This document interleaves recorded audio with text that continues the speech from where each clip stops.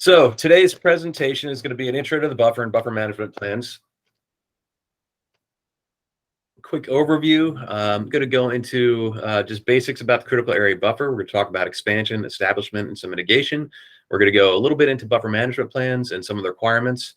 Then I'm going to hand it over to a local planner, Brian Leitner, who is going to go into some various aspects of their program and projects that they do. And then if we could hold, if there's a burning question that you want to jump in while we're doing the presentations, feel free to, but hopefully we can hold the Q&A until the very end of the presentation.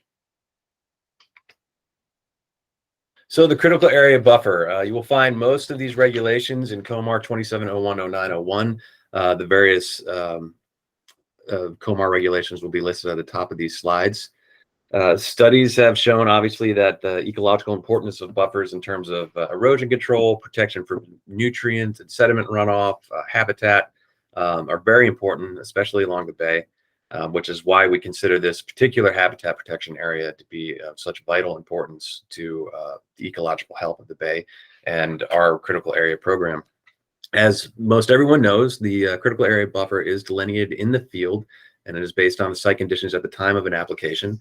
A minimum width is 100 feet, and this is measured from mean high water of tidal waters, the upland boundary of tidal wetlands, or from the edge or bank of perennial and intermittent tributary streams. It's important. We see this on some applications and often answer this in some questions. I'm sure you all might have similar experience where there is sometimes a little bit of confusion between the critical area 100-foot buffer and the 1,000-foot critical area boundary line. So it is important there is a large difference between the two, obviously, and different regulations apply. And it's important to get that basic fact out to people when they're putting in project applications. So again, what's so great about the buffer? Why is this something important? Why do we focus on it so much?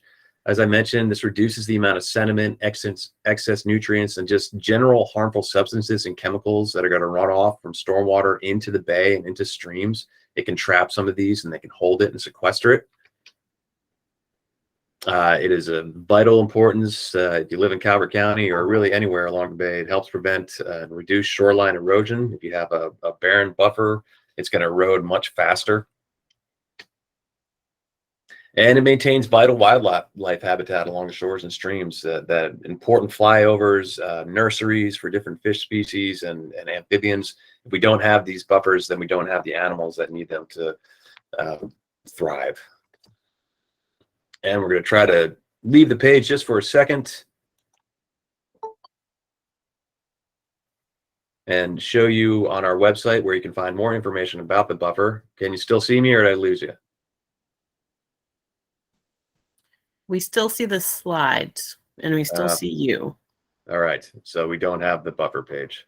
Well, if anyone goes to our website at the Critical Area Commission, on the left-hand side of the web page, there will be a tab that says buffer information, and that will have all kinds of useful stuff for you in terms of the green book for the buffers there. And there's also another resource document that you can download that will have more information, more from a regulatory perspective about the buffer and why it's important and what regulations you need to follow for it.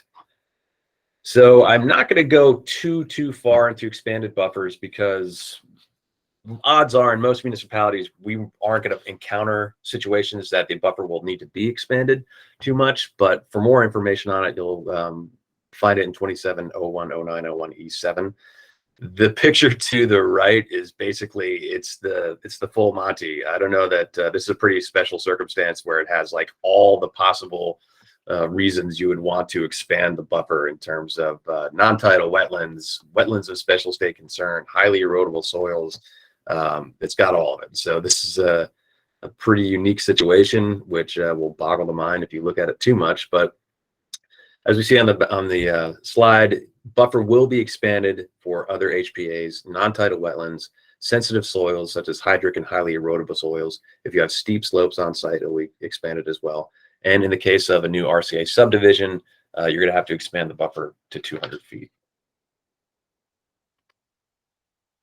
I'm just going to focus a little bit on some more detail on buffer expansion for steep slopes, because this one is sometimes a little confusing for people depending on the environmental situation. The expansion for the steep slopes of 15% or greater. So you have 4 feet for every 1% of steep slope. This is a pretty basic example. So you've got a 100-foot buffer is contiguous to 20% slope. Therefore, the buffer must be expanded by an additional 80 feet. So 4 times 20.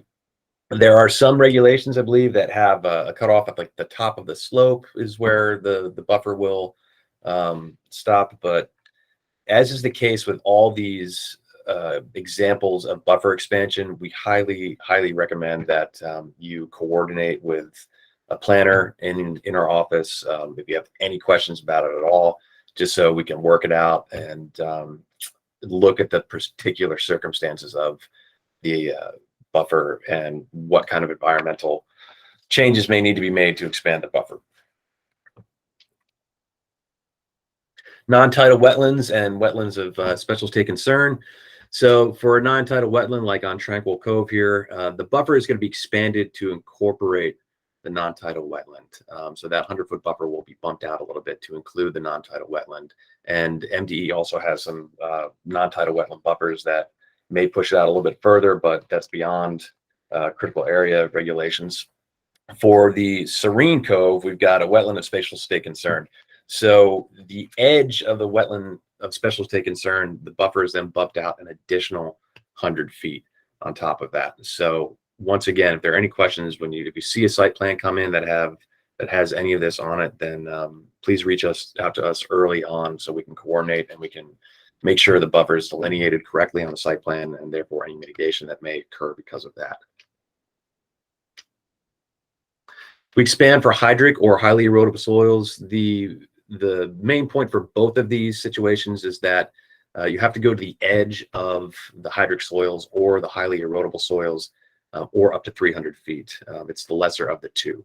To determine if you have hydric soils on site or highly erodible soils, I believe there's a feature on Merlin you can go to look at the potential for highly erodible soils on a site. And then there is a website you can go to for National Soils District, which will have all the hydric soils listed for an area.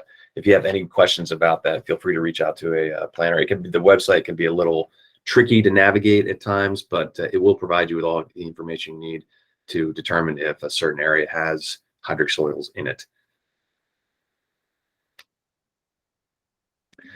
Moving on to buffer establishment. So on waterfront lots, you're going to have plantings are basically required for the development outside of the buffer.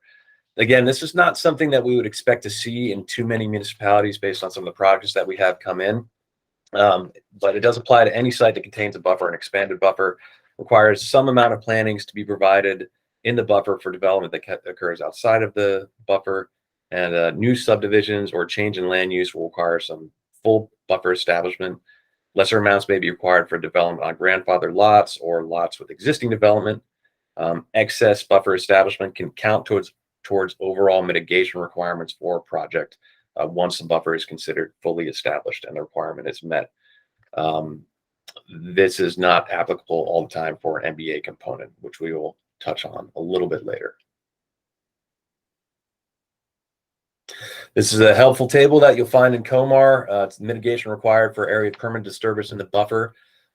So whether it's a shore erosion control project, riparian water access, water dependent facility, you'll see the different mitigation requirements on there. Variances will always have a 3-to-1 on there for most cases, and then violations as well.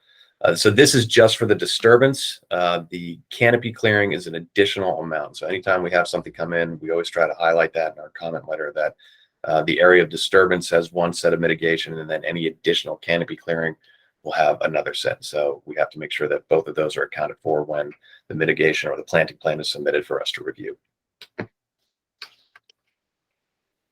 Buffer management plans. If you can get to the website, which I couldn't get us to with this presentation, you'll see that the Green Book for the buffer is on there and you can download it. It's an excellent resource for all things buffer related. Buffer management plans are required for buffer establishment or any kind of disturbance of the buffer. There are 3 basic types that you'll find: a simplified BMP, a minor BMP, and a major BMP.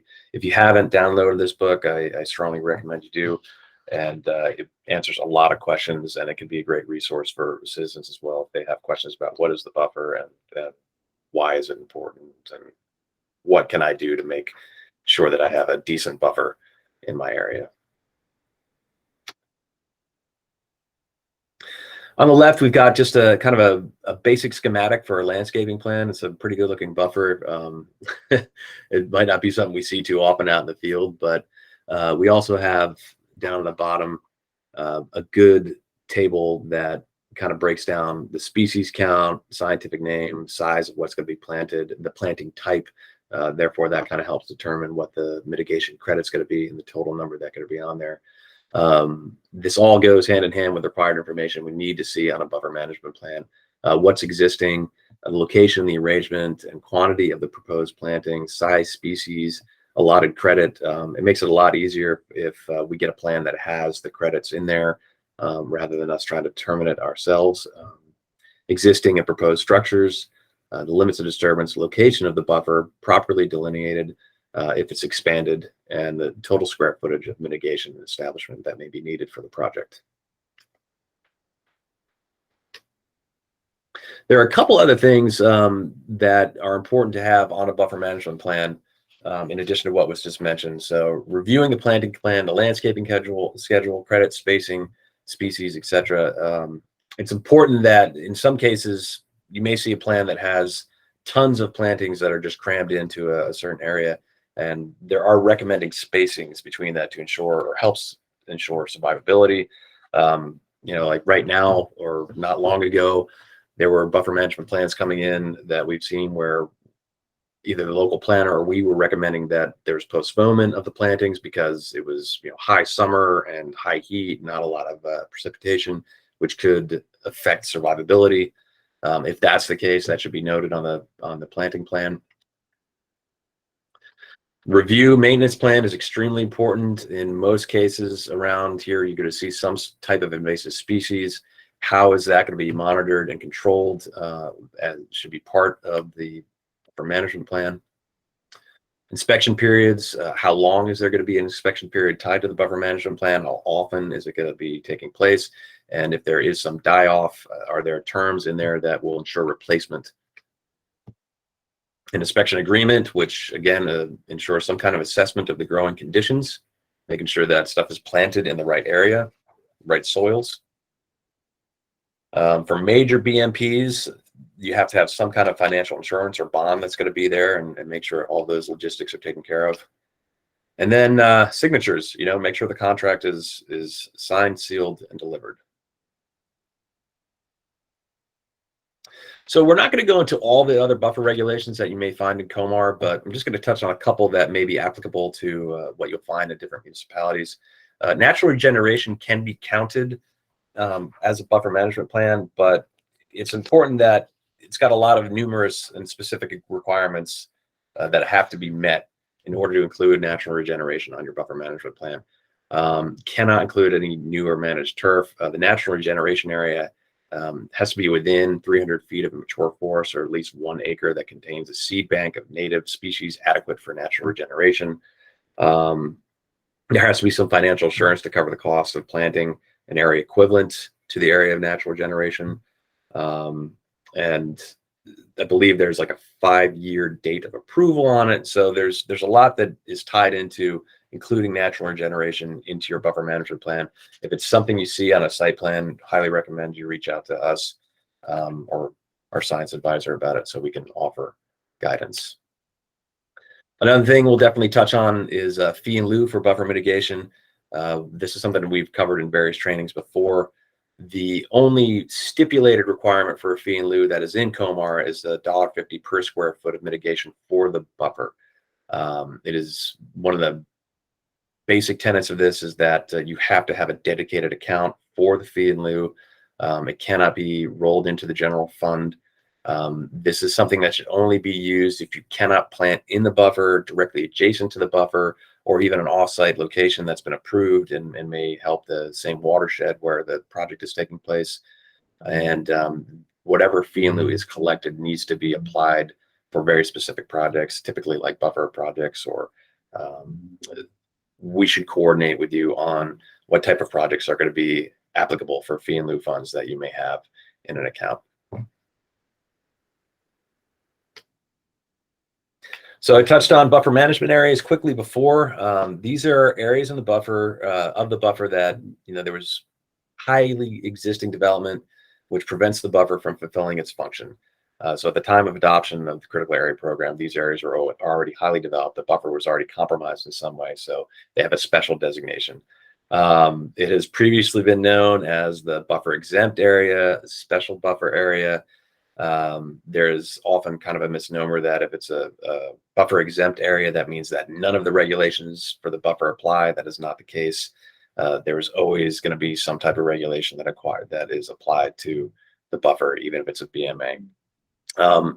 It's important to note that with this, a local jurisdiction can request an exemption from certain portions for buffer management areas. It would come to the commission and then it would be approved.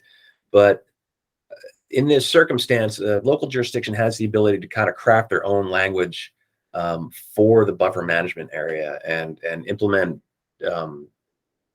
something that's going to be beneficial for the local jurisdiction, because we have recommendations about what has to happen in a buffer management area. But if it comes into us for review, we can work with a municipality about how a designated BMA or MBA, modified buffer area, can be worked into their program. So if there is something that is under consideration, this gives the town the flexibility to kind of write their own regs. So we do have like some guidance documents that will help and some policies that will help, but having a BMA or MBA put into effect gives the local jurisdiction some flexibility.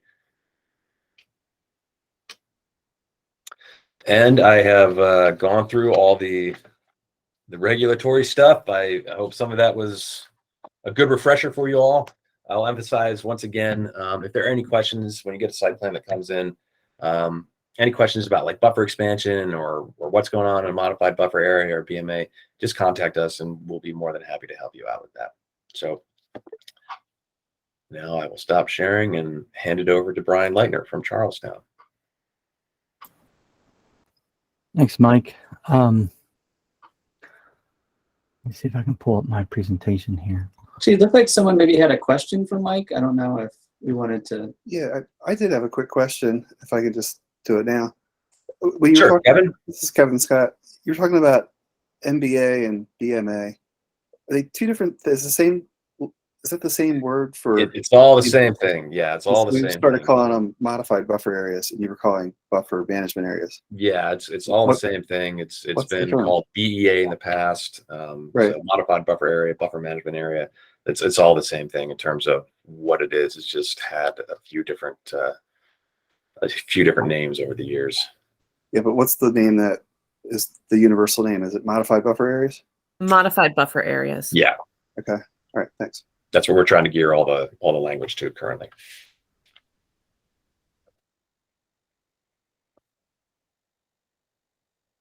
Thanks, Kate.